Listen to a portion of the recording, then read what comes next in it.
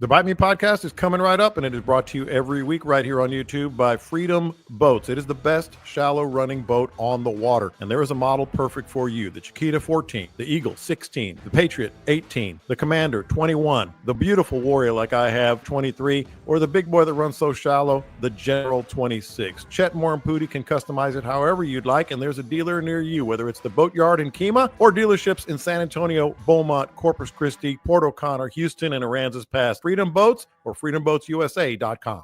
All right, let's see what kind of trouble we can get into today. This is the Bite Me podcast, and it's happening, baby. I'm John Lopez. That is Captain Scott Knoll. That is Captain Dean Thomas, and that is Captain Caleb McCumber joining us just in time for the podcast. Lots of cover as usual. We'll see, like I said, what kind of trouble we can get into today, but a lot of questions, heavy on the questions and comments that I got from listeners, and Scott sent me one as well. And Dean, he and I were having a discussion about majors and minors, which is where we're going to start. But hope everybody's doing well. Really appreciate you guys joining us here on the podcast every week. If you're new to the podcast, welcome. It's a lot of fun. These guys are great. We always have a lot of laughs, and highly encourage you to subscribe to the podcast wherever you get your podcast. I would encourage Podbean to be the first location you go, because you can get every podcast we've ever done. Of course, group page. Man, we got a lot of, I don't know if you guys noticed this, because you're administrators as well. Got a lot of requests for additions to the group page today on Facebook. So maybe word is getting out somewhere. Somebody's putting the word out about the Bite Me podcast, but that's neither here nor there. Glad you guys joined us. Going to start a little bit differently today. Just how's everybody doing? I feel like I just dig right in. I just dig right into all the topics and where everybody is. Catch us up. Tell us about you, Caleb. What are you doing these days? Open your heart. I'm sitting there waiting for these cool fronts to get cooler. That's Dude, when is it going to start? When is it going to start getting cool? Yeah, you said it was fall about 3 weeks ago. I did not. I said it was 66 degrees in the morning, and it was. That is called accuracy, Scott Knoll. The calendar Yeah. The calendar said it's fall. The calendar says it's fall. But everybody doing good? Go around the horn here. Scott's nodding his head. Dean, you're happy? Good as it's going to get. I was sweating today, but other than that, I was good. Yeah. The funny part is I met with Grundens yesterday. I get a sneak peek at all their new stuff. Mm-hmm. And they have a bib suit that's pretty insulated, good and warm. Mm-hmm. And the guy, the rep I was talking to is from Missouri, and he says, "Oh, you don't really want that. That's for where it gets cold at." I was like, "Man, come see us when it gets cold too. This place sucks both ways." Oh, so we just got a comment here. Oh, I didn't even mention that. You can join us live on YouTube every week, 3:30 p.m. on Tuesdays. We never miss a week, but we also post the podcast wherever you get your podcast, as I mentioned. But live comment here from David. David said, we need Bite Me stickers for the backs of our trucks. I will say I'll order some stickers. That's not going to be a problem at all. But I will say here in the next week or two, I like that. I got the hooded dry fits coming with the Bite Me logo. I like the last ones, but I think the hooded ones are a little more popular, a little more user friendly when you're out on the boats. We got those coming, as well as I'm trying to figure out some new caps as well. So the Bite Me merch is on its way. We'll definitely let you know when it's available. So everybody good? Everybody happy? Let's start the podcast. I just felt bad. I was like, I never asked these fellas on the air how they're doing, and they're all doing great. All right, so here's a little discussion that Dean and I had. Little, it wasn't a disagreement, differing opinions. So let me lay out what happened. Isn't that kind of the same thing? And it is. I was just being nice. So let me lay out what happened. I was out fishing with my wife. I guess it was Saturday. It was Saturday for sure. And we just kind of wanted to go out. So we just went out. I didn't look at the tides. I didn't look at the minors and the majors. I didn't look at the pressure, nothing. Let's just go out. So we're out fishing, and we make this long drift along this one area that has some rocks underneath it, rocks on the edge and stuff. I'm thinking there might be some trout there. Long drift. See a little bait. I'm like, all right, this is promising. Nothing. So that's a good half hour, 45-minute drift. We come back. I said, it still looks good. I'm going to make this drift again. Start drifting. About halfway through the drift, bam, she catches a trout. Next couple of casts, 3 or 4 casts, bam, bam, another couple of trout. Drift a little more, bam, another trout. Make another drift, and for about the next half hour, we were catching trout on that. So it was nothing, and then all of a sudden started catching trout. Everything looked the same with bait. And I'm going to start with Scott on this because I think Scott's on my side, so I'm trying to reinforce my allies here. When we started catching those trout, I told my wife, I said, I bet you a minor or a major is happening right now. And keep in mind, I had no idea. I was uncompromised, if you will, uncontaminated. Of course, I'm usually contaminated anyway. So we fish, kind of dies down, move on. We get back to the dock. I go over to Dean's house. We're having a drink. I said, when was a minor or major today? I looked at my clock when we started catching trout, and it was 10:45. And Dean goes, well, 10:30 to 12:30. I went, aha. See, it is real. I didn't have any idea that that's what was happening, but when I went back and checked, lo and behold, was it a minor or a major? Didn't matter, but it was one. I think it was a minor. It was the major. It was the major. Started exactly when we started catching fish, Scott. That cannot be a coincidence. All things being equal, yeah, maybe it makes a difference. But I've seen it go exact opposite so many times, and I don't even look at it, to be honest. And I just don't pay attention to it. The only time I really do pay attention to it, oddly enough, is when I'm deer hunting, because it seems like on deer hunting it does seem to make a little bit of a difference. But on fishing, there's so many other factors. You know, wind, tide. I'd like to know what the tide was doing right then. You know, was it a good incoming, outgoing? It was standing high. Yeah, it was high. Yeah. On an extreme 2 feet above normal high tide. Yeah, we had that around here. Yeah, I'm more along Dean's line on that. It works. There's times I've seen it work, and it's by the clock. But I've seen so many times when I'm like, I've got guys on the boat that pay attention to it, and they're like, yeah, we're coming into a major, and it goes absolutely freaking dead. I mean, you know, I don't. Well, I'm done with you then. I'm done with you then, Caleb. He was no help. He was no. I'm with both of them. If screw you too. Who's my ally here? If a major and a minor are good for anything, it's like maybe boosting your confidence because everything else is looking like hell. But that's my point. I had no idea. I just guessed as we were catching them. I've been out there before too, where they turned on and off with it. But so what was it yesterday? What do you mean? What was it yesterday? What was the major yesterday or minor? I didn't look yesterday. Yeah. I'll tell you. I mean, that tells you how much I pay attention. I don't even know where to go to look for it. I'll tell you. So I keep the Salooner Clock app on my phone for entertainment value. And like Caleb said, it can be a confidence booster. It can be, hey, we got something to look forward to. It can be guide talk. It can be guide talk. In about charts. So major yesterday was like 12:30 to 2:30. So it follows the moon. I mean, it is a distinct pattern. It follows the major is going to be 45 minutes later tomorrow than it is today. But we were also talking about the minors mixed in there, that the minor can be better than the major. And so like both of my compadres over here had just said, there are a lot of variables involved. And so here's the deal, man. You could be drifting across a flat in the middle of the major or the minor or the sergeant major or whatever the hell you want to call it. The colonel. And you can hit a school of reds. Boom, boom, boom. Oh my God, look, we're geniuses. This is absolutely correct. And then you could miss that school of reds by 50 yards. And you could never know they're there. Happens all the time. And then you're like, this is the dumbest thing I've ever thought of. You know, how does this make any sense? There is a rhythm to nature. There is a rhythm to the moon and the stars that go with it. But how it directly affects you, there's a lot of in between on that. And Well, so for the entertainment value, I love to look at it at the end of the day and see how it applied.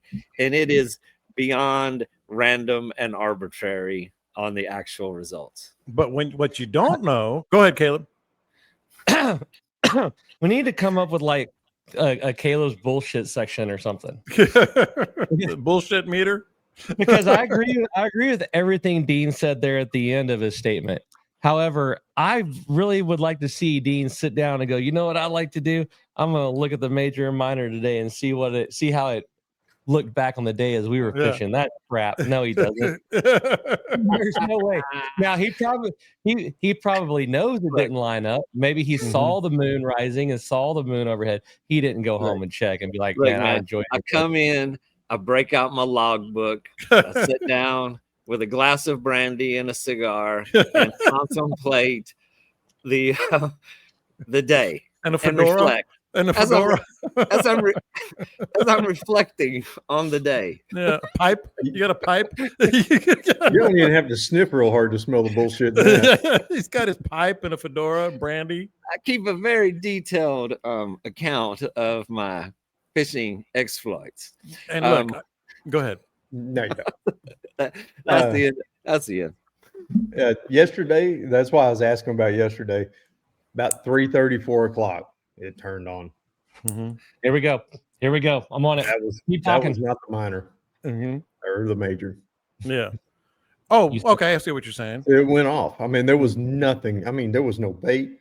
I was on the beachfront. There was nothing happening. It was dead. Mm-hmm. Absolutely. When did it happen? About 3 o'clock. Yeah. About 3 o'clock. About 3 o'clock, the bait started moving and the fish started moving around. Yeah. No, that doesn't work at all. No. In fact, I don't even believe you that it happened. It doesn't work. And that was in the middle of the dead zone. Mm-hmm. Yep. Okay, so here, wait a minute. Okay, I just looked at the chart, and this is what that reminds me of that conversation. So on the Salooner chart, it actually has a little explanation how to use this chart if you read the fine print. And so it has the major and the minors, and then it also has the tide, these little bars that indicate the tide. So if you have these blue bars that align with the major and the minor, which indicates a strong moving tide that coincides with that, then that's when they put like 5 stars on here or 4 stars or however. Today is 2 stars. But yes, if those tides, if the flow, if the current coincides with the major and the minor, then I can get with that. But who cares when the major and the minor is if the tide is flowing? Because to me, the current overrides the moon. Well, no, I don't disagree. And as you guys know, I'm not like, ooh, the majors now. That's when I'm going to go fishing. We're going to fish anyway. All I'm saying is it was quite the coincidence because it was the exact same place, the exact same looking bait, the exact same structure. The key word is coincidence. I said it was quite the coincidence, as in it wasn't a coincidence. It didn't seem like a coincidence. It was like I said, I'm not a slave to it, but I went, huh. And how many? And you said like you miss them by 50 yards. How do you know that you haven't gone over reds that weren't biting? As anglers, we're always trying to gather that edge, that information. And then the reality is you go out there and you start throwing something in the water and shaking it around and seeing what happens. To me, it is more interesting to look backwards at the Salooner table and see what coincidence there was that day, if it was. I find it to be quite random. But just like I said, there's a lot of water out there. And plus, when you got that big high tide, there's a lot of real estate for those fish to spread out on. If you hit them, you're a genius. If you miss them, then, we just got a different conclusion. Then you suck. Okay. Yeah, I went through about a 2 or 3 year period doing what Dean's talking about because I ran around with Everett Johnson with Texas Saltwater Fishing Magazine. And he is a hardcore. He's in your corner, John. Everett is hardcore believer in that. He'll go back to the boat and fix a sandwich. He called himself Moonchild. Yeah, when when there's no major or minor, he will absolutely walk back to the boat. He'll just quit fishing. He'll walk back to the boat, Well, that's sit no down, fun. fix a sandwich, do all this, and he's looking at his watch. He's waiting for the minor or the major to come along before he'll go back out there. Yeah. I see that happen in Mansfield regularly. Almost every time me and Wayne go fishing, it'll turn off at the end of one and turn on at the beginning of the other. But I think for some reason, maybe it relies on the estuary. You know what doesn't rely on the estuary? Barometric pressure. That's always bullshit. If Scott would have watched the Angler U webinar from last week, he would have had a dude in the southern hemisphere talking about how barometric pressure shut down the fishing. So we proved that the Earth may or may not be round, but barometers suck. I thought you were a flat earther. I'm the biggest flat earther you've ever met. Okay, last thing on this. Scott, you do say that you kind of subscribe to when the cows are eating theory. And when the cows are eating, that might be a major or minor that's happening. Or they might be hungry or not. But how does it coincide? But how does it coincide with fishing? But there are times when the birds start moving more, the deer start moving more, the animals start moving more. It doesn't always coincide with the major and minor. I've watched it. I've looked back at it. Like I said, I did 2 or 3 years of that when I was running around with Everett fishing a lot. And I'd go out and fish, or I'd go out and hunt, and I'd look back at it, and it seemed like it affected the hunting more than it did the fishing. I don't know why that would be, but I mean, there's no tides in the deer woods, so I guess maybe that. I don't know, but there was definitely differences in the way the birds act and the way that the animals act around a major and a minor. I mean, the moon's got a big influence on the Earth. Well, big time. And I'm not trying to like all of a sudden become that guy, like you say, Everett, because I've always gone kind of wondered. I've basically wondered about it, not hardcore one way or the other. All I'm saying is that day was kind of wild because it was, and then it, when the minor or major, stopped, the fishing stopped. I was like, well, I'll be damned. And I had no idea. I had no idea when it was. One thing I can tell you about the animals and the moon and such, we have 17 cameras on the ranch, and I look at those things every day. And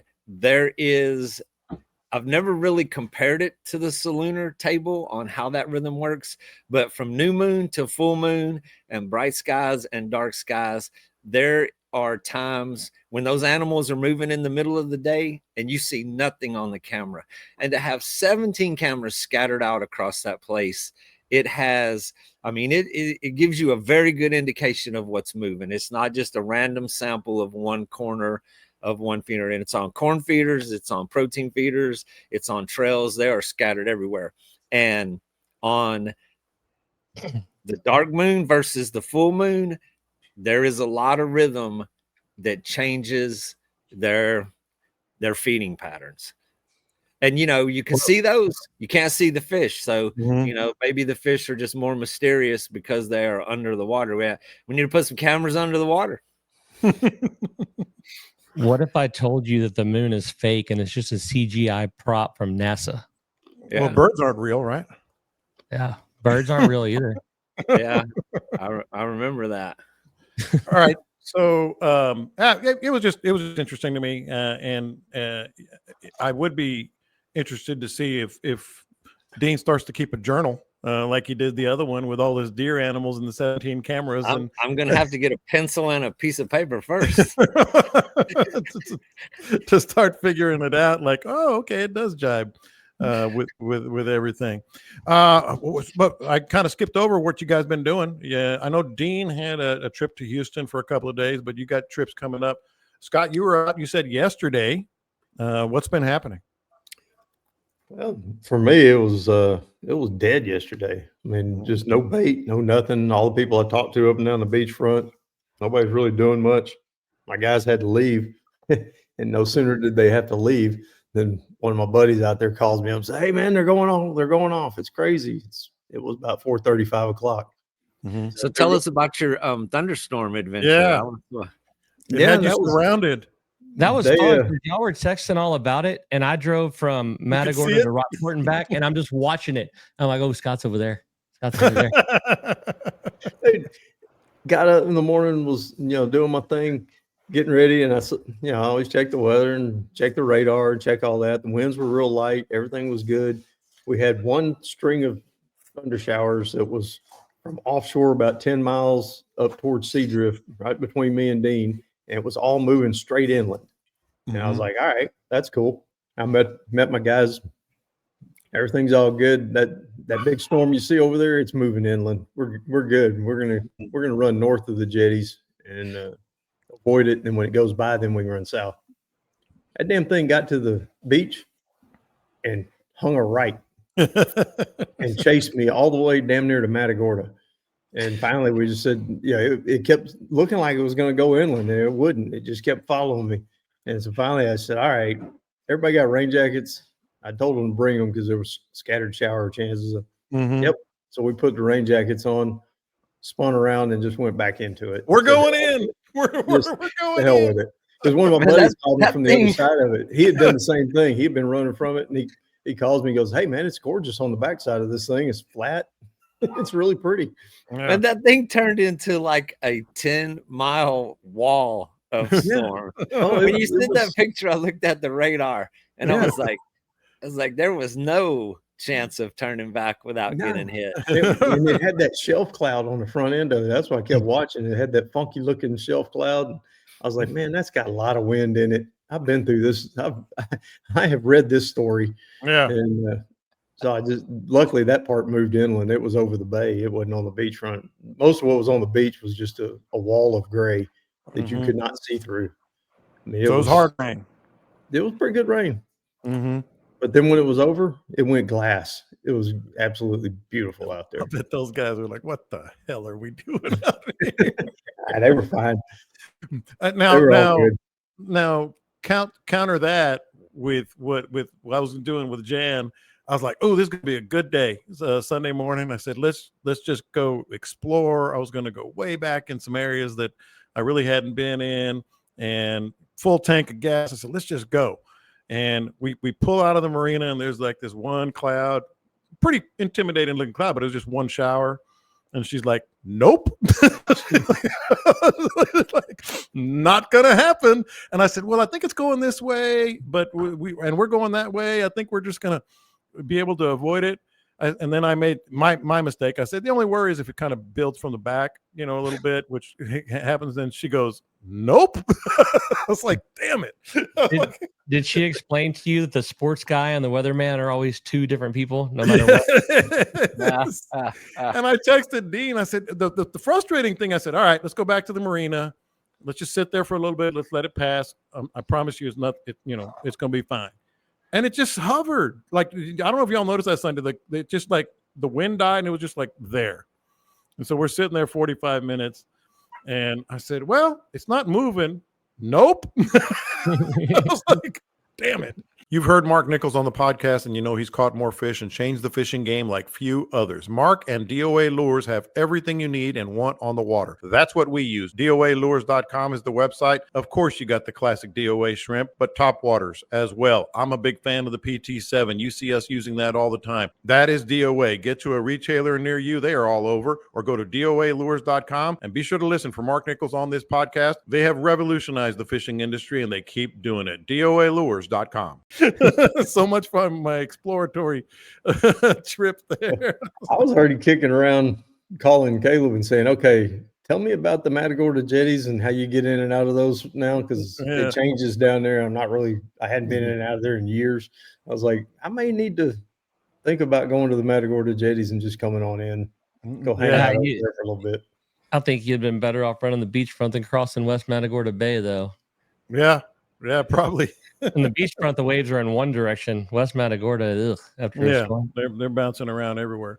So while we're on what we were talking about, wasn't on the rundown, but it just got me thinking. I was kind of like, I sent you guys that picture, and one of our listeners sent me a picture just this afternoon. I was on the radio, and he goes, "Hey man, look at this! I caught a 15-inch croaker," and I'm not trying to criticize him because good for him. That's a nice croaker.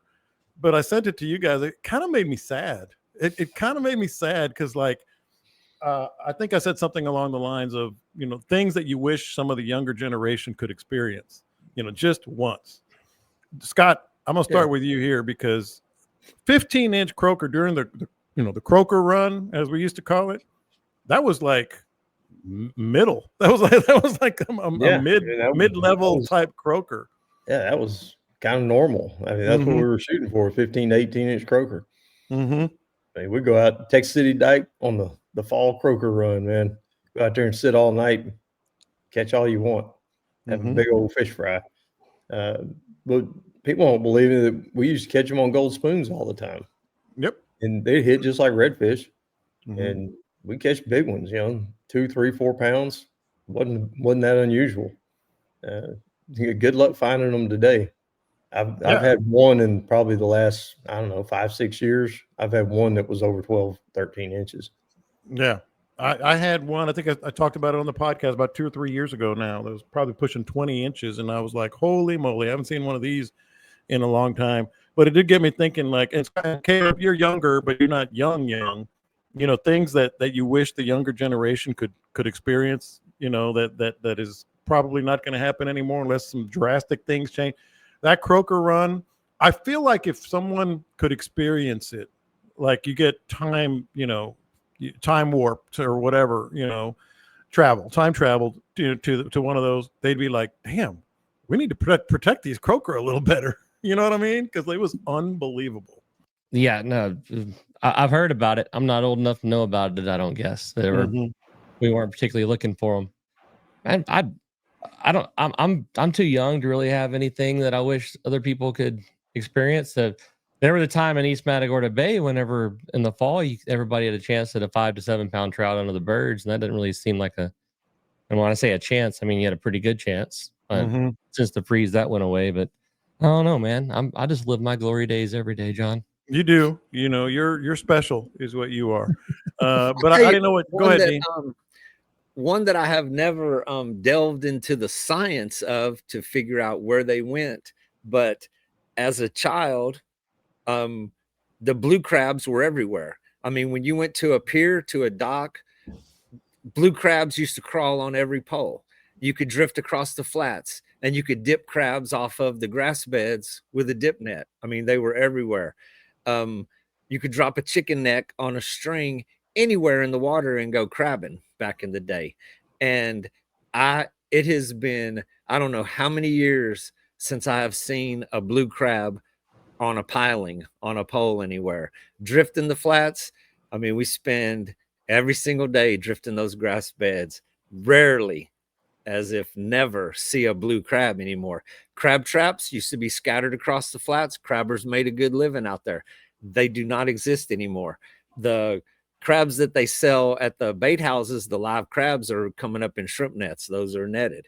There's just the demise of the blue crab would be very interesting to know how that happened, or where they went. But yes, as a child, the blue crabs were everywhere. And I mean, they're not there anymore.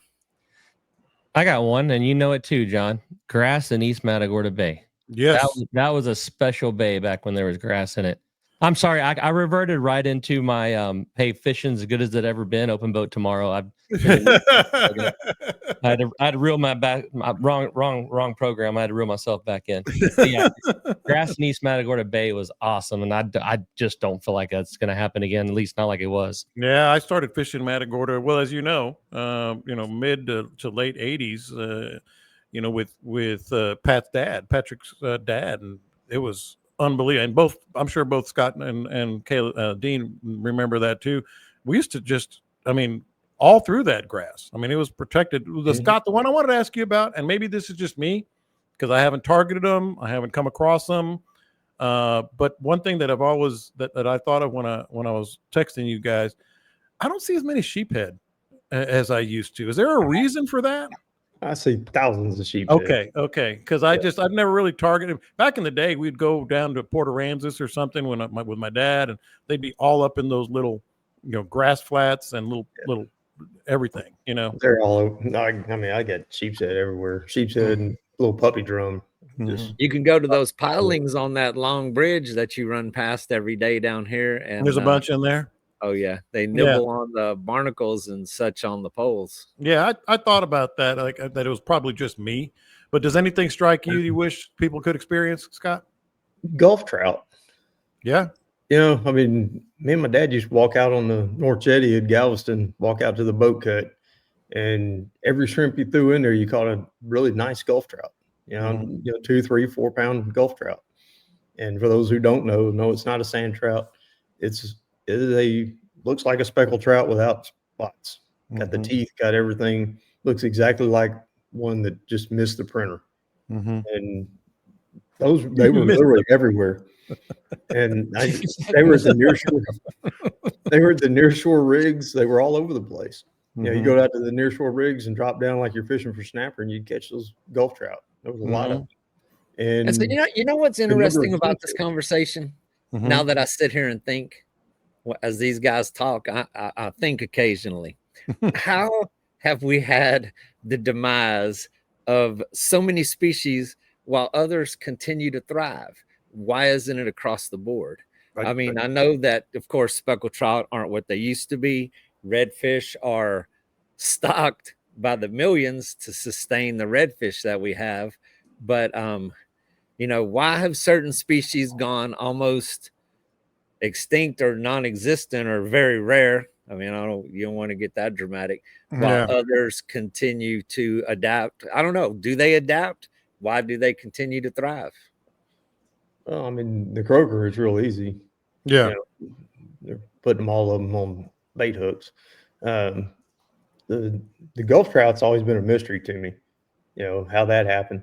But I mean, if you look way back in the history of things, there was stripers in Galveston Bay. I mean, there was a commercial striper fishery in Galveston Bay in the late 1800s, early 1900s. Same with snook. You know, there was tons of snook. There was a commercial fishery for it. So things ebb and flow, I guess. But the other one for me is kingfish. I mean, yeah, we catch some kingfish now, but it's not the numbers that we used to. I mean, if you dropped a ribbon fish off of any of the rigs anywhere close to the shore, further out, wherever, you were catching kingfish. And from what I gather, talking to a bunch of different people, you catch them, but not the numbers that we used to. That and big trout. Yeah. Of course, we're working on that.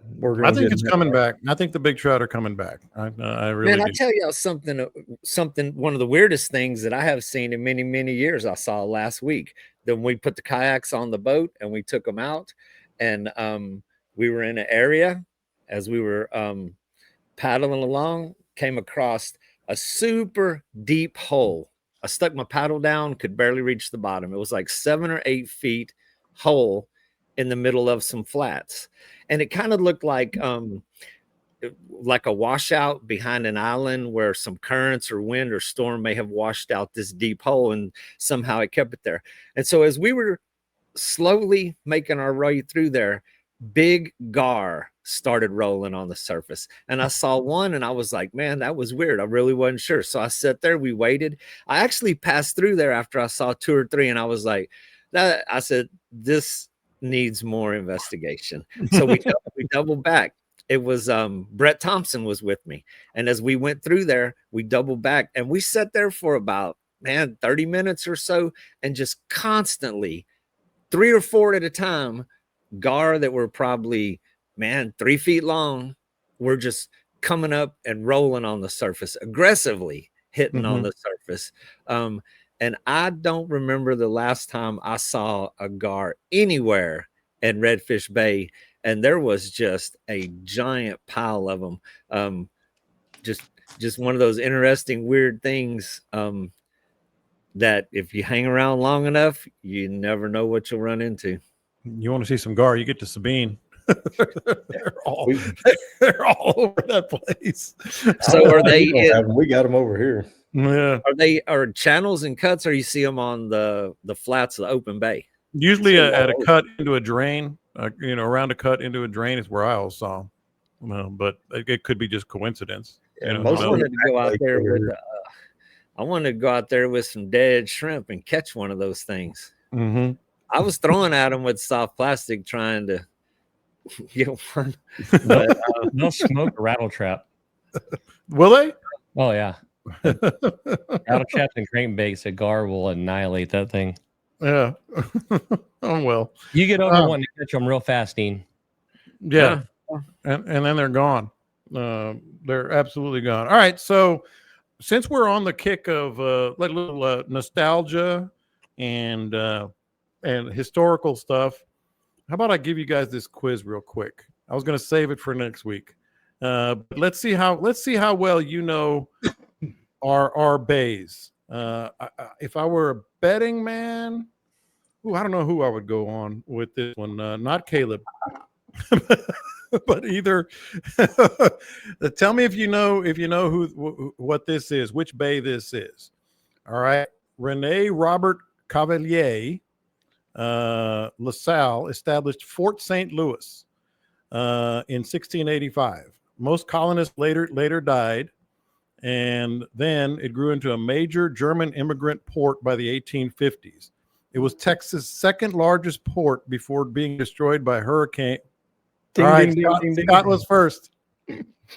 LaSalle came in through Pascavallo. They set up a fort up in Garcitas Creek, and they established Indianola. Indianola is the correct answer. Matagorda Bay, well, actual West Matagorda, I guess is what we call it now. But Indianola. I did know that one. I worked on a ranch on the Garcitas. I didn't know we were dinging. I was trying to be polite and not interrupt you. Come on. I see. This is why you guys are on this podcast. I got confidence in you. All right, here's one. This pass was a historic deepwater passage. LaSalle's expedition entered the region here for European exploration. I already got it. No, this is another one. Laid out in 1909, it became a summer resort terminus by the 1910s with fig orchards, a pleasure pavilion, hotel, ice plant, and railroad access before 1919. What is it? Port Aransas. Oh, let me keep going. The ship channel and jetties later revived the town as a fishing and shrimping hub. Major hurricanes, especially Carla in 1961, repeatedly destroyed, then prompted the rebuilding of the community. You were close. Port O'Connor. Well, that's what I said first. Pascavallo. He said I've already said, but that was the Matagorda answer. That was the Matagorda. This one is Port O'Connor. Same answer, different question. Same answer, different. Okay. Well, then you threw me when you said that wasn't it. So. Oh. Well, no, because you said Port Aransas. Well, I said Pascavallo when I answered the first question. All right. Okay. well, All right. Okay, go ahead. Never mind. What's wild is the stories where the Indians raided all the way down to that camp. Yep. Mm-hmm. Like from Oklahoma. If you ever want to really be intrigued, the story of LaSalle, where he went up to Garcitas Creek and then they shipwrecked their boat, and then those guys actually assimilated with the local Indians there and set up camp, and it became a little community. And the story of how they salvaged all the lumber from the boat and built little houses is a pretty interesting story. The ranch I worked on over there, my job was to train horses. So the best thing you can do on a young horse is just go out and put miles on him. And almost daily, I would ride and look at Garcitas Creek and go, what kind of dumbass world explorer sells his big old wood boat up this thing? I don't understand what's going on. See, you guys are good. These are all stories you can tell if the fishing's not good. All right. September 8th, 1863, a well-executed Confederate defense was made here, stopping a major Union amphibious expedition. Richard Dick Dowling and roughly 46 men delivered highly accurate artillery fire that disabled 2 Union gunboats, captured the gunboat Clifton and about 200 prisoners. Where? Sabine Pass. Damn, that's it. I've been to that. There's still a little memorial or whatever statue or something there. That was one I would have gotten. Next time we need little whiteboards so we can write the answer and hold it up. See, you guys are validating why you're on this podcast. After they got their butts kicked, they went all the way down to Port Isabel and came in there and then fought their way all the way up. They did. All right. This modern bay formed after the last ice age as sea levels rose. Paleo-Indian artifacts and long-term occupation by tribes such as the Akokisha and the Karankawa show people use the bay for at least several thousand years. Cabeza de Vaca in 1528 had a shipwreck here, and later Spanish and French mapping campaigns established early European awareness of the bay. I'll let someone. Okay. Go ahead. Want to do it? Galveston. That is Galveston. I didn't know that one. That is Galveston. How about that? Scott gets the gold star today, but all three of you guys. The fishing on Scott's boat must suck a lot to be. The guys are on the front of the boat. You think he's got any newer stories? Can he freshen these up a little bit? Oh, see there. I was. This is why I piddle around on the internet all the time for fishing topics. All right. Speaking of which, let's get to one. This is one that was sent to Scott. The gist of it is: do falling tides affect bait in passes like they do in drains? All right. Here's the question: live an hour and a half. I'm shortening it.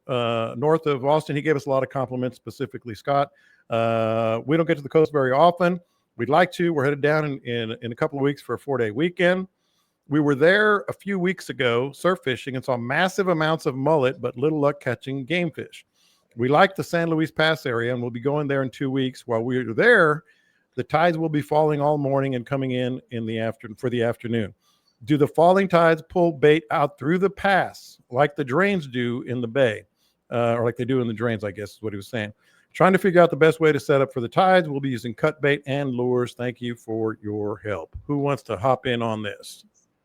Do the Absolutely it does. Absolutely it does. Mm-hmm. When we were on those bull reds, when the last time the surf was flat and I'd get out there, as I was coming down the creek, I could see all the shrimp in it, and I told my guys, whenever this tide turns around, it's going to be chaos. But for now, they're going to be in here, and that's how it worked. They hung out, and then whenever the tide moved, they moved with them. Mm-hmm. That's the inside of the jetties in Port O'Connor, the outside of the jetties in Port O'Connor, Matagorda. I don't mess with those jetties, so I can't talk about how great they are. But I mean that's happening in Port O'Connor almost every day. I know Scott's going to say something on this, but Dean, I'm wondering, with the jetties that we have down there, is it identical? Yes. Mm-hmm. Same thing. I mean, we got those. There's all of the flats that fill those big pulses of tide behind the pass come alive with that current.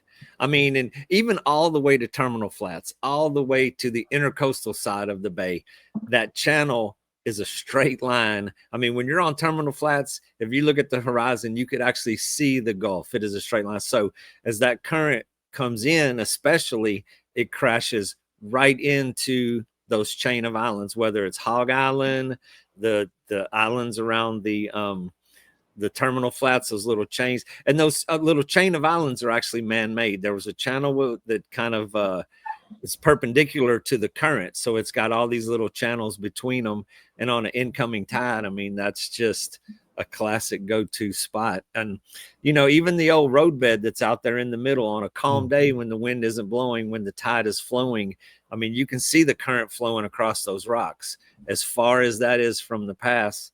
I mean, and really, it's less than 5 miles from there to the pass. It's a very narrow strip of the bay here. So from one side to the other is not that far. But yes, the current that flows in and out of that pass, it stirs up the food chain going both directions. Hopefully you're not listening to this podcast from the side of the road because you have trailer problems. It happens to the best of us. It happens to all of us. Master Hitch. Scott Pinkley and the guys over at Master Hitch, they've been in business for more than 30 years, and they are behind you all the way. See what I did there? We're talking about everything you can possibly imagine. Towing equipment, fifth wheels, goosenecks, towing accessories, cargo carries, bike racks, wiring and electrical, and of course, boat trailers, trailer parts, 713-974-4440, 713-974-4440, or masterhitch.com. Incoming fish the backside, outgoing fish the surf. Mm-hmm. Yeah, that's the basics of it. He said somebody saw a bunch of mullet, massive amounts of mullet. That can be good and bad. I mean, you can have too much bait sometimes, and they don't, the fish aren't going to be chasing anything. You can also have too big a mullet. I've been around that pass my whole life, and there's times when the mullet migration out of there is nothing but 1.5 foot long mullet. Yeah. And nothing really eating those. Mhm. You want if you start seeing the small little finger mullet getting swept out, get out there. That's the time to be there. And it's not just mullet. It's all kind of stuff. Mhm. What Camille's throwing in, do not wade in the pass. Yeah, there's signs all over the place. Don't wade in the pass and don't get in the water in the pass. It's a mecca for drownings. Yeah. I mean, it really has been over the years. We would fish it on the very backside where it flattens out and goes into all the sandbars and all that. You can get stuck real quick out there in a boat, real quick. Yeah. But we would get on those sandbars and stand ankle deep and throw off into 4, 5, 6 feet of water, throwing mirror lures and just letting it drift with the current. That's where I hooked my first tarpon ever, was back behind San Luis Pass on incoming tide like that. But on the outgoing, we would go out and, depending on which way the wind was kicking, usually go on the Freeport side, the south side of the pass, and go down just a little ways and fish first, second gut. So he said he's got outgoing in the mornings. I'd go do that in the morning and then go fish the backside in the afternoon. I don't know if he's got a boat or not. Didn't say. By the way, we might have a trip. Y'all look at your Aprils. I was texting with Mark. Or actually, I called him. I was texting with Mark. He said that the tarpon are stupid in April, so we might be going down. I don't know exactly why. Is that true? By the way, tarpon are stupid in April down in Florida. Yeah, if Mark says it, I'm gonna have to believe it. Yeah, y'all are not going to want to be on the boat with me if there Mark- could be a snook under that dock and there's some tarpon out there and y'all want to go get on tarpon. Oh, because you're gonna stay on the snook. I added 10 years to Mark's life because he sees some tarpon roll over there and let's go get them. I'm like, nope, we're staying right here on this dock, Mark. I can catch a tarpon in Texas, Mark. We're going over to catch a big old snook. Yeah, well, we'll work on that, but start looking at your April calendars. And Dean got a question too. So we had a lot of interaction this week about transitioning to kayak from kayak to boat fishing, and that's one we haven't really gotten. I know it piqued your interest, Dean. Well, the question came up on the Facebook page, and it was somebody who had been kayaking got a boat but hasn't been as successful in his boat as he was in his kayak. Question: what adjustments do you make when transitioning from kayak fishing to boat fishing? Good question. He says he thinks the boat is spooking off fish, and asked if I use the boat as a mothership. So lately, yes, I have been putting the kayaks on the boat and taking them places just to be a little more adventurous and get away from some of the areas that just really get beat up a lot. They get a lot of traffic. But you will definitely, the kayak is ultra stealth mode. I mean, I see more fish creeping around in the kayak than I ever saw wading and especially drifting. It's just silent, it's mobile, and it's quick mobile. I mean, you can see something off in the distance and you can get there in a very short time, absolutely silent. So last week, we took the kayaks out, put them in. I mean, I spotted redfish and tails. I spotted fish 50, 60 yards away, made it over there to them while they're still tailing, drop a fly in there, catch them. You can move around, set up in perfect position for the wind to make an easy cast where you're not struggling to make a difficult cast. It just, when I was guiding kayak trips, I always told people to be patient, get in position for one perfect cast, because they're going to keep doing that until you mess it up. But to the subject of transitioning to the boat, I still get my boat very close to the same areas that I kayak fish. It's not exactly the same. It's not precise. There's still so many nooks and crannies you can explore. Scott on his Poland skiff, though, is going to be very close to getting to, you can push through little tiny cuts and you can do things that a lot of kayaks can do that you're not going to do in a full-size skiff. But the trick the best advice I would give to him would be to be patient, to really go as slow as possible, to slow it down and try to be as stealthy as possible in the skiff and still try to get to those same areas. But that's when the tide is critical. That's why I'm always analyzing the tide, because I want to get my big boat in the shallowest water I can find, it to relate it to the same places that I kayak fished. And I want to get to Scott, but that was exactly what I was going to ask you about, Caleb, because you're not a big kayaker, but you are incredibly, I'm going to give you a compliment here. You're incredibly good and stealthy on big boats, on big boats. Like, how do you do it for our listener? Yeah, we were laughing the other day because the places that I bought my polling skiff to put in had already been there in my 25-foot Outlaw. Yeah. I mean, honestly, it's a lot of patience when you're moving around. Now, the ability to recognize where the deepest part of that little pond is, or where the little channel is, that it might be 3 or 4 inches deeper, that's pretty darn key to it too. But I mean, the only thing I did different in that big boat is I just accepted I was going to move it slower and not make a bunch of noise and disturb everything doing it that way, right? Yeah. And when you move your boat, once you see fish, be consistently slow. Yeah, Be consistently slow with your big boat. Don't get in a hurry. Yeah, well, and another key part is if you are going off into little side waters and little small ponds, know what the wind is, and if you're going to be fighting the wind to do it, you're probably wasting your time. Mm-hmm. There'd be complete ponds I wouldn't go in just because I was going to have like a 10-mile-an-hour headwind, just enough to make a pop, pop, pop, pop, pop on the front of my boat. Mm-hmm. And if you're in water that shallow, those things, I mean, sometimes fish don't care, but a lot of the times you can mess up the fishing. Another interesting thing that I've heard Caleb say is that he won't touch his troll motor whenever or keep it very, very slow, or keep it very, very. That's what I do. I mean, once you're there, don't turn that motor on. Don't, and be careful, like bumping the boat and stomping around in the boat, and then dropping hatches or things that make a noise. But that's another thing. If you're on those fish, don't turn that troll motor on while you're in the vicinity of those fish. They feel that. Mm-hmm. Well, and in the same sense, sometimes you're in a place where you have to have it on, and I'm going to come in at a speed, and I'm going to try not to turn and wiggle and move. I'm going to try to keep whatever I got going on pretty consistent down where Dean's at, and even further south into Baffin and down towards Mansfield. Those fish can be incredibly spooky into a trolling motor, and I can't say they always give you signs that you spooked them. Sometimes they just won't eat. Sometimes they're running from you or whatever. But it seems like the shallower and the clearer the water, the more you have to, be as minimal as you can with your trolling motor, at least. And that's perfect transition from one extreme to the other to Scott with the polling skiff. At the polling, I tell people all the time, it's just like a kayak with a motor on the back. Mm-hmm. I go anywhere that a kayak goes, and then some, because Mm-hmm. I've got the motor. I can disappear and get way further away than they want to paddle from the from the launch. Yeah.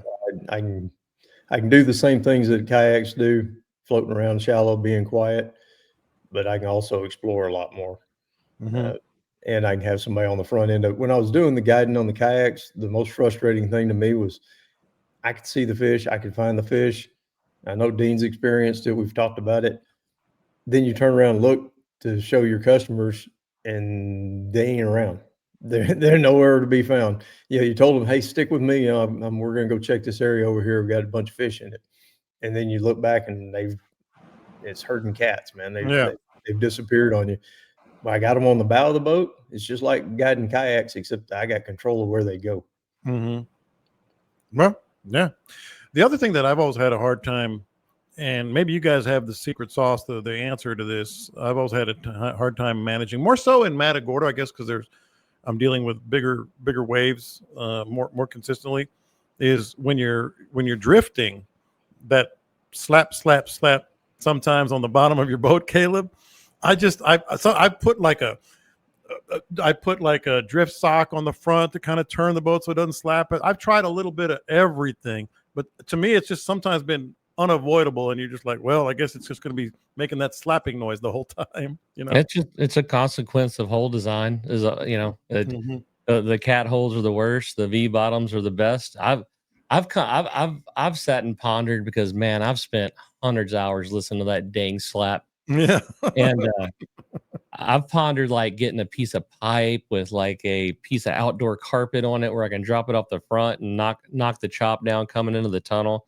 I've come up with all kinds of ideas that I've never actually used, but that Simmons boat of Daniels, they're thin, so they're light, but they're also hollow, and it's like a monkey banging on a drum underneath that tower all day long. And when the fishing isn't going particularly well, it is possibly the most annoying sound in the It world. is so annoying. Is there like a magic sprinkle some dust or something? Because I've tried everything with that.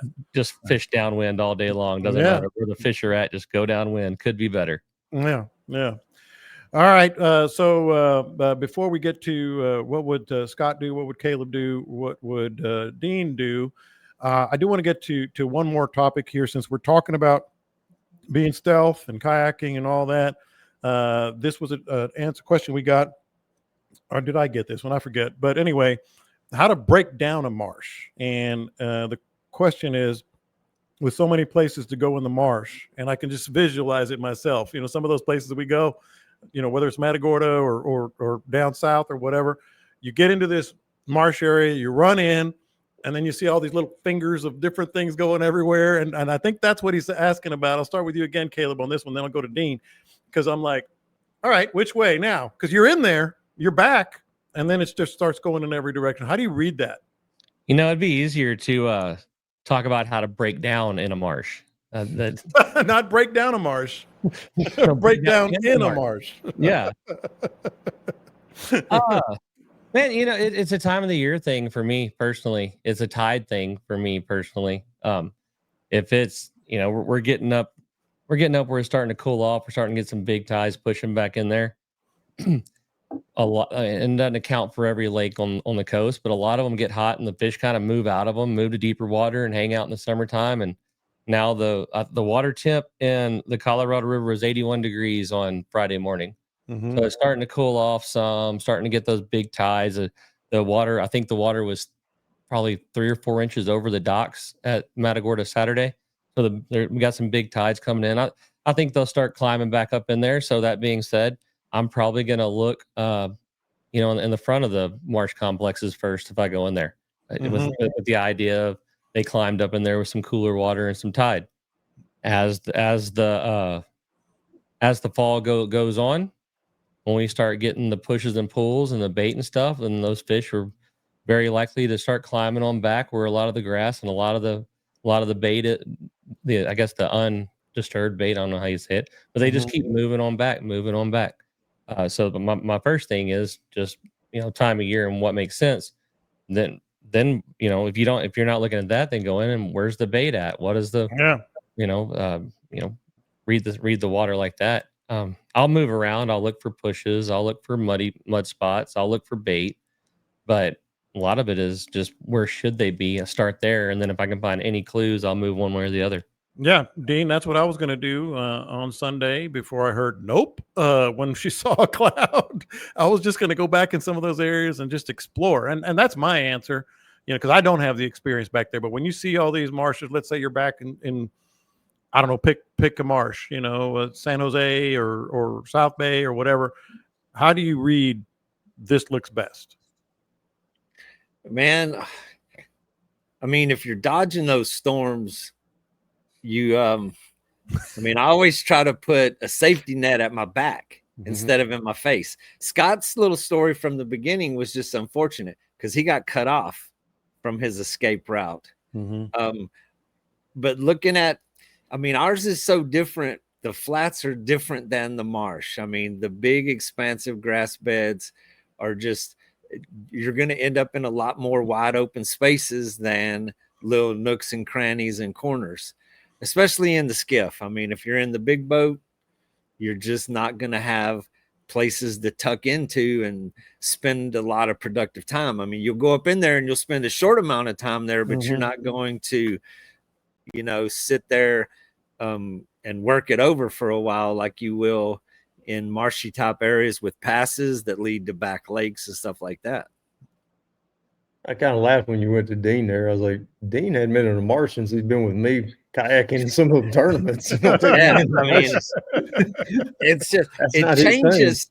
It changes so dramatically from where Scott is to where I am. And then, you know, north to Caleb, it's still very similar, but it does make a big change of marsh-like to true flats. The way I'd say that, you know, he's talking about wanting to break down a marsh. First off, Google Earth, number one. You know, go to Google Earth, look it over. A lot of those little bitty ditches that you see in the marsh, I mean, some of the tiniest little ditches when I was kayaking a lot, that led me to some of the best fishing ever.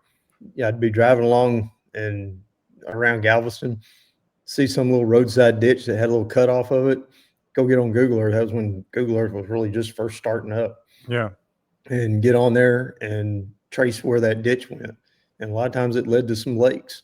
And if there's a series of lakes, then I'm going in there. As far as being in the marsh and start breaking it down, you watch the tide flow, you see which of those openings has some good movement in it. One of the best ways that I ever found exploring totally new marshes, I've said it on here before, if you're push poling or if you're kayaking, reach down there in the mud and bang your paddle or bang your push pole at the mouth of one of those cuts. And if it's soft and squishy, bypass it. If it's hard, you know, it's got like a clay feeling bottom to it or hard sand, then you go into that one. That one's got flow. If it has a soft, that mushy mud and you get that stink comes up, then you want to pass that one. There's just, for whatever reason, there's no flow. You can look at them on the maps, and one looks exactly like another one, set up the same way, but one of them has zero flow in it. The other one has really good flow. Couldn't tell you why, but I can tell you what they look like. Yeah. That's good stuff. What a good show, man. We learned some stuff today. And I'm actually looking at what would Scott do, Caleb and Dean, just to be a troll. I'm trying to find when the minors and the majors are here because we got to know that. Well, it's going to change over. And I mean, you're looking at midday and midnight right now, but in 5 days, it's going to be back to morning and evening. See, and you said you didn't look. It is a consistent rhythm. No, I know. To be fair, I said he didn't look. To be fair, what? To be fair, I said he didn't look. I'll take up for Dean. Dean said he was always looking. What are water temps? We had Jay told us it's down to 80 on Saturday. Water temps, is that going to change anything? I'll go ahead and start with Scott on this one. Anything you're going to do differently? Beachfront still a go? It's all still good. There's bait all over the place. And I mean, well, said I didn't see bait yesterday, but I mean, we saw a lot on the graphs, but the bait just wasn't coming up to the top, wasn't active. But there was bait balls just everywhere on the graph, certain particular areas. It was still 86, 87 degrees everywhere we went. Water temperature's still way up there. So I don't see any chance of the tarpon moving out anytime real soon. Last year, November 2nd was the last time I saw tarpon. It may be that same thing again this year unless we get some kind of major front. Looking at the weather, I don't see one coming. Redfish have been awesome.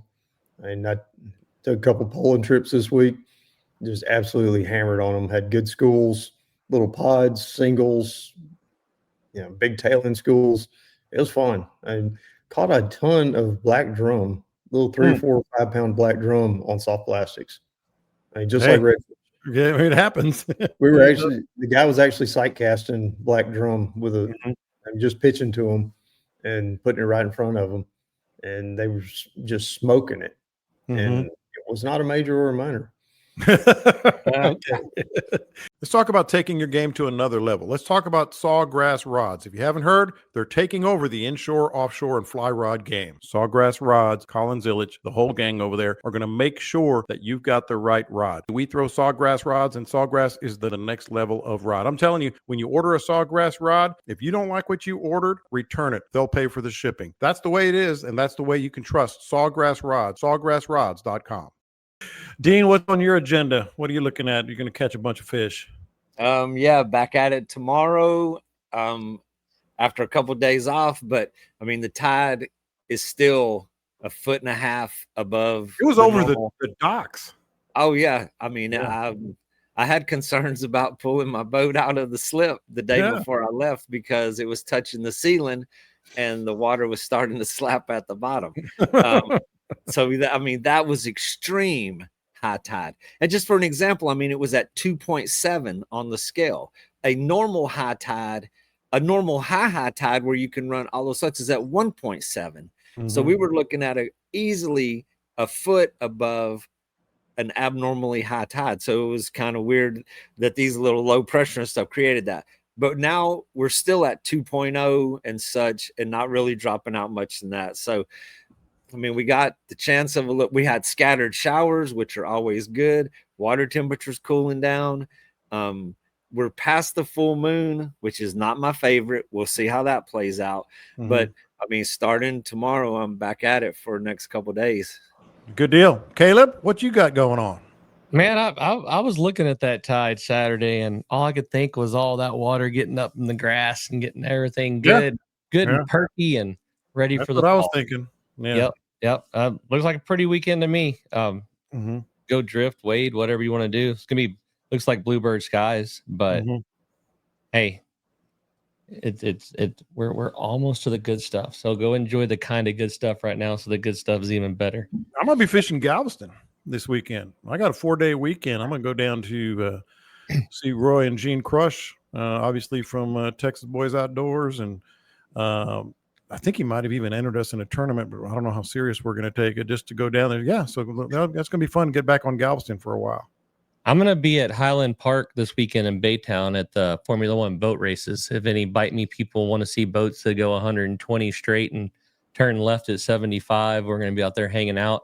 If you are out there, hit me up. I'll get you back in the pits or let some Bite Me people have a good time. Man of the people. That's it. Well, good deal. Anything we need to know before we get out here? Because wish me luck. Saturday's the Wildlife in Focus banquet. Oh hell! We should have mentioned that earlier. That's badass. Be in San Antonio for that. So, and you're feeling good about most of your categories? Yeah, we'll see where we end up. Yeah, I don't know. I hate to do any predicting. No, you can't predict. Can't never tell, man. There's no. It's when there's judges involved. You can't exactly. predict. And the thing of that's some supreme competition, man. There is some high quality photos that pass through that thing. I'll be up there with our buddy Bill Harvey. Nice.